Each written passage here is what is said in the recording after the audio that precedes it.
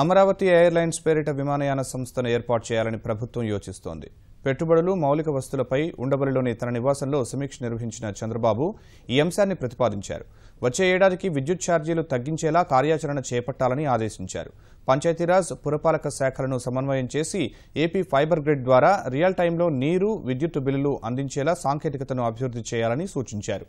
ప్రతి జిల్లా, మండల కేంద్రాలతో పాటు పట్టణాల్లో హెలీప్యాడ్లు నిర్మించాలని సీఎం ఆదేశించారు. రాష్ట్రంలో మౌలిక వసతులపై జరిగిన సమీక్షా సమావేశంలో ముఖ్యమంత్రి కీలక నిర్ణయాలు తీసుకున్నారు. రెండో దశ విద్యుత్ సంస్కరణలతో విద్యుత్ వ్యయం తగ్గిస్తున్నామని, వచ్చే ఏడాది నాటికి విద్యుత్ ఛార్జీలు తగ్గించే పరిస్థితులు తీసుకొస్తామని చంద్రబాబు చెప్పారు.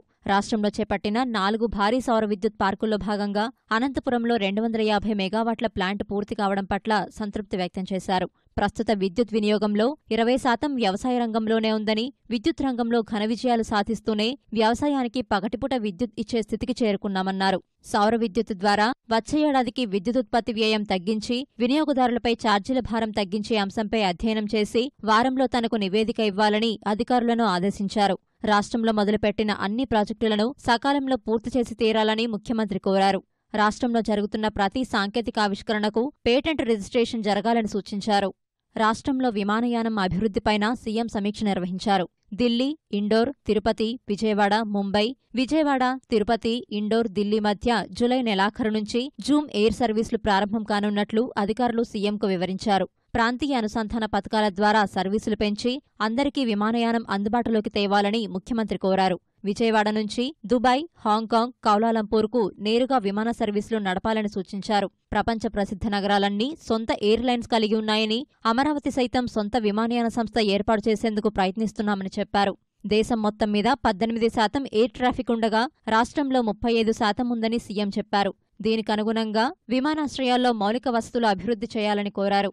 విజయవాడ విమానాశ్రయంలో రన్వే, 2వ టెర్మినల్ భవనాల పనులు త్వరగా పూర్తి చేసి కార్గో విమాన సర్వీసులు ప్రారంభించాలని కోరారు. ఓర్వకల్లు విమానాశ్రయానికి ఈ నెల 21న శంకుస్థాపన చేస్తున్నట్టు ప్రకటించిన ముఖ్యమంత్రి 10 నెలల్లో నిర్మాణం పూర్తి చేస్తామని చెప్పారు. భోగాపురం గ్రీన్ఫీల్డ్ విమానాశ్రయం భూ సమస్యలను సత్వరం పరిష్కరించి నిర్మాణం ప్రారంభించి సంవత్సర కాలంలో పూర్తి చేయాలన్నారు. ఏటా విశాఖ, విజయవాడ, తిరుపతిలో ఎయిర్ షోలు ఏర్పాటు చేయాలన్నారు. మచిలీపట్నం, భావనపాడు గ్రీన్ఫీల్డ్ పోర్టుల నిర్మాణం వేగంగా జరగాలని ముఖ్యమంత్రి ఆదేశించారు. రహదారి, జల, వాయు మార్గాలు, ఓడరేవుల అనుసంధానంతో ఏపీని రవాణా కేంద్రంగా మార్చే అంశంపై టాస్క్ ఫోర్స్ ఏర్పాటు చేసి కార్యాచరణ వేగవంతం చేయాలని సూచించారు.